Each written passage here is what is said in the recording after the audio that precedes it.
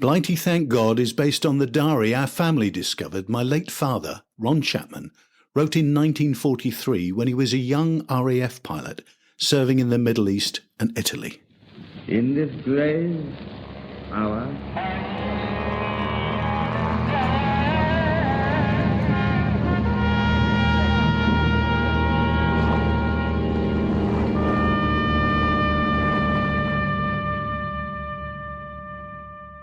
I'm Neil Chapman and a former journalist.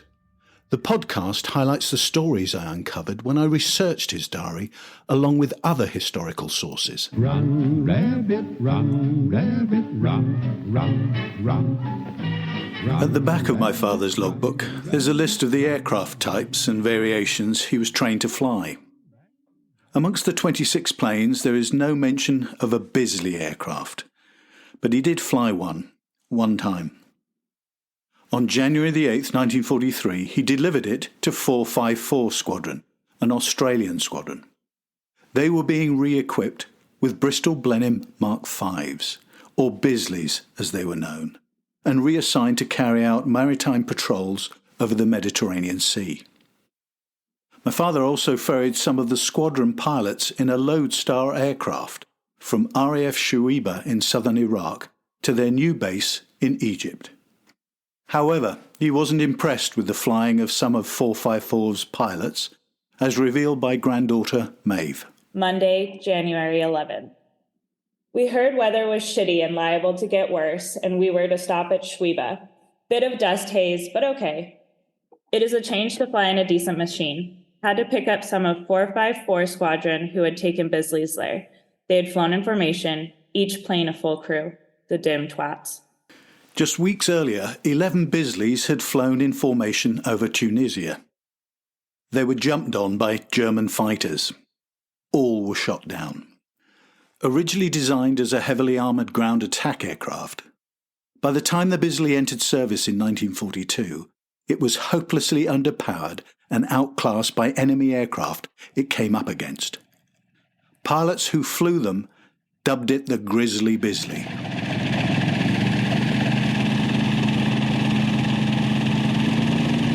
Some of the aircraft my father flew during 1943 looked as if they were from World War I, with open cockpits, double wings and fixed undercarriages. It reflects a general sense that during World War II, the Middle East theatre was a forgotten one in terms of the RAF. Throughout my father's diary, Bisley aircraft feature, usually as a result of one of them crashing or forced landing.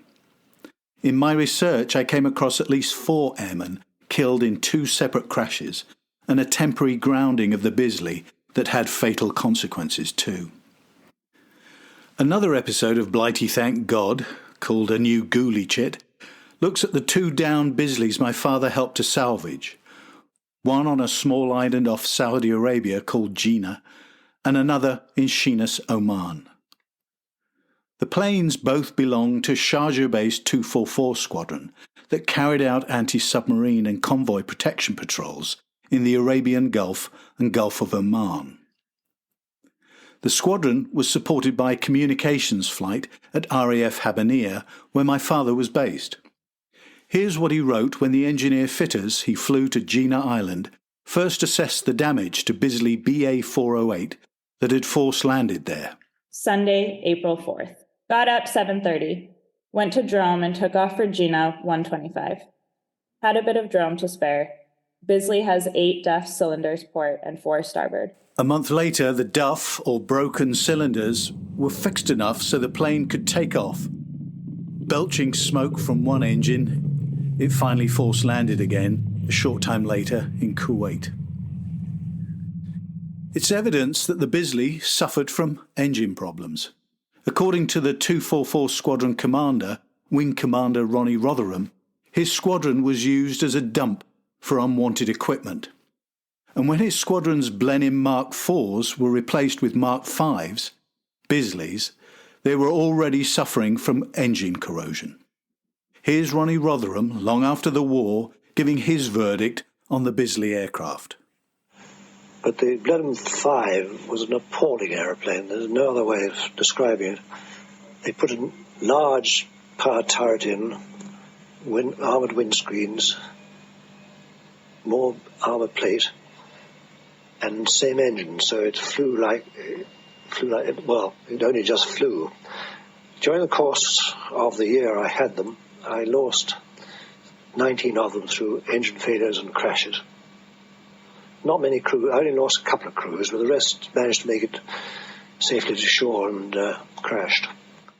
While his description of losing crews is very matter-of-fact, for the pilots and crew, flying in a Bisley could be a terrifying experience.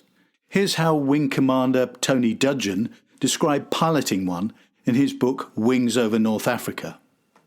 An operational Bisley was, to my mind, a detestable flying device. You had to keep your wits about you, for it had several foibles. Perhaps the worst one was that there was so much weight in armour plate, guns and rear turret that its beefed-up engines barely got it off the ground on a hot day. For example, the engine cooling shutters had always to be open on the ground to avoid overheating. Omitting to close them as you began your take-up run would cause you to race, still on the ground, off the far end of the airfield. This resulted in a sheet of flame, a great roar, and a dirty black mushroom cloud of exploding petrol. End of one airplane and its crew. Not kindly and forgiving, no wonder it became known among my colleagues as the Grisly Bisley. Keeping the Bisley airworthy was extremely difficult. Engine changes were needed every 120 hours of flying. Still, aircraft suffered engine failures. Given how despised the Bisley was, it's surprising my father had to expend so much effort into rescuing two of them that had crashed in remote areas. Here's just some of the frustrations my father describes about the job of flying between Sharjah and Sheerness in Oman to supply the RAF fitters fixing up Bisley No. 2 that had lost its propeller. Tuesday, May 25th. At Sheerness, they haven't moved kite, bridge ditch, touched up engine, tried other engine. All they've done is ate and slept, not one thing more. This Sheerness business is getting my goat. The plane will obviously corrode, and the mob there under that stupid bloody corporal are useless. I can see us doing a hot season here. Clearly, uppermost in his mind was the prospect of enduring a hot season based at Sharjah, where summer temperatures can reach 120 degrees Fahrenheit or 48 degrees centigrade.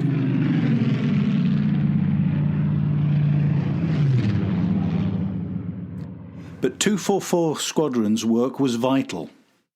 In 1943, what was known as the Persian Corridor, a supply route that included southern Iraq and Iran, was in full swing. Tons of equipment and material were arriving, much of it destined for Russia via Iran, the quickest route into southern Russia and the key city of Stalingrad, which was under an intense siege from the Germans. The amount of supplies the United States armed Russia with is staggering. Nearly 200,000 trucks, thousands of aircraft, combat vehicles, tanks, weapons, ammunition and petroleum products. It was enough to maintain an estimated 60 combat divisions. Now, in contrast, Germany entered World War II with 36 divisions in total. Leaving southern Iraq and Iran were fuel supplies destined for India and Asia. The fuel tankers were prime prey for both German and Japanese submarines. By 1943, 90% of production from the huge Abadan refinery complex in southern Iran was focused on supplying the RAF with power-boosting 100-octane petrol. Having 100-octane petrol was an advantage over the German Luftwaffe that RAF Chief Arthur Tedder felt made a key difference in the Battle of Britain. Meanwhile, in Sharjah, Wing Commander Rotherham came up with a plan to overcome some of the dangerous issues with the Bisley aircraft. I got so fed up with this that I got my engineer officer to take out all the armour plate, take out all the turrets, put a few sandbags in the back, and made almost a reasonable airplane to fly then. And I put this up to my headquarters at Haberneer, and they modified all the Blenheims that we had so that, providing the engines kept turning, you could fly very nicely in them, because we were only chasing submarines. Wing Commander Rotherham had to act in light of a number of incidents in May and June of 1943. Within days of each other, the undercarriages of two Bisleys collapsed as they were readying for takeoff. Thankfully, none of the crews was injured. But Rotherham ordered all the undercarriages to be inspected. As this was happening, my father described some of the privations of being based at Sharjah, problems with the Bisley repairs, but also the arrival of a VIP, the RAF's Chief Engineering Officer for the region, Wing Commander Tom Fitton. Thursday, May 27th. Woke 5:30 a.m. and had chai, then over for brekker. Had one good egg out of 4. Wind and dust blowing, everything in billet covered with layer of dust. Saw Buchanan and he is muck-arsing about.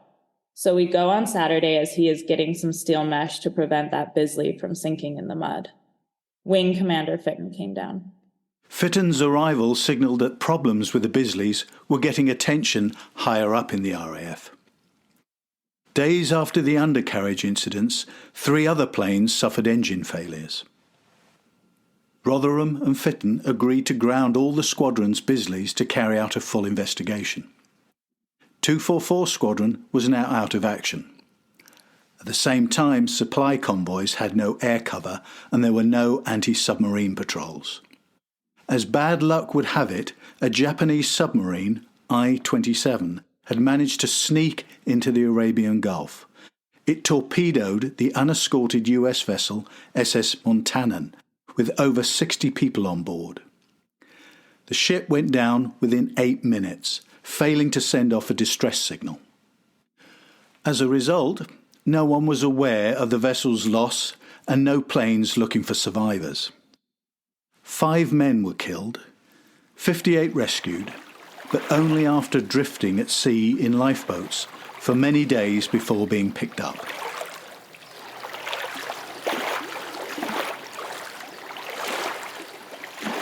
By mid-July, 244 Squadron's Bisleys were back in operation, but there was yet another tragedy. 3 men lost their lives when BA 500 hit the ground landing at RAF Mazira, an island off Oman that 244 Squadron used as a forward base. The plane burst into flames.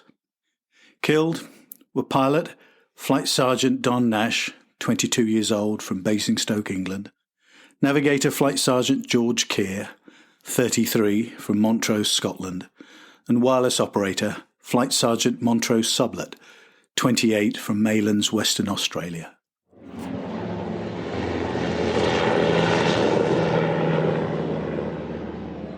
Wing Commander Rotherham had been placed in an unenviable position.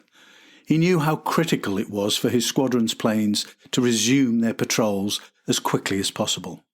It turns out the head of the RAF in the region, Air Chief Marshal Arthur Tedder, was aware of the Bisley's failings.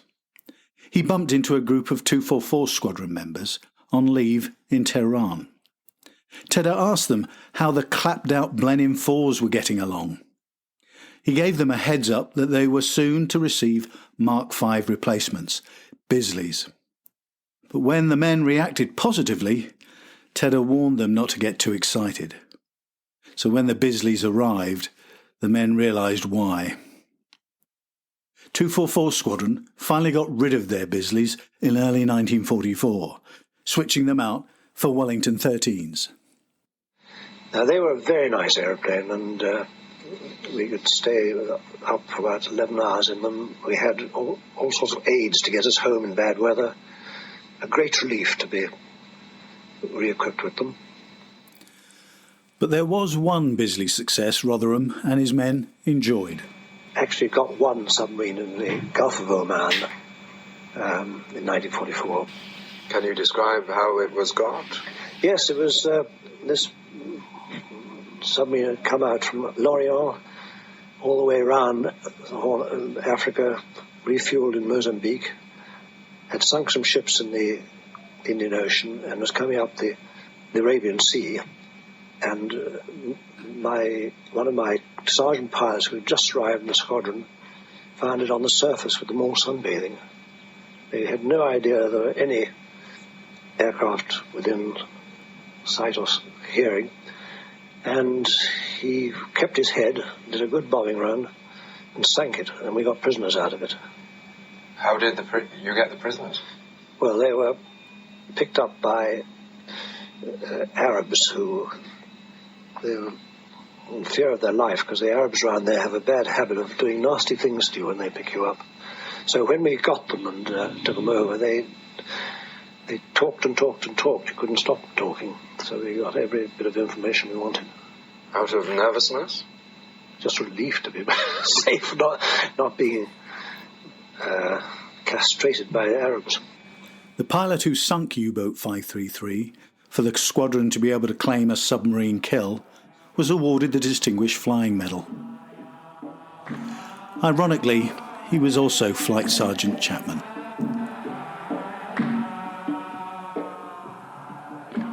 As I researched the two Bisleys my father helped recover, I kept coming across evidence of many other Bisley crashes around the Middle East at the time. That's when I discovered how despised it was. And it seems incredible that an aircraft known to be so deadly dangerous was in use for so long. But then, this was a war.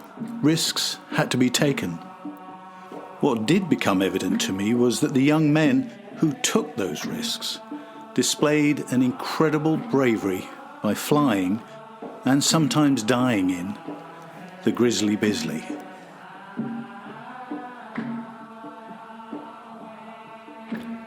To find maps, photographs and other material associated with each episode, as well as the complete diary with my research notes, visit the website blightythankgod.co.uk.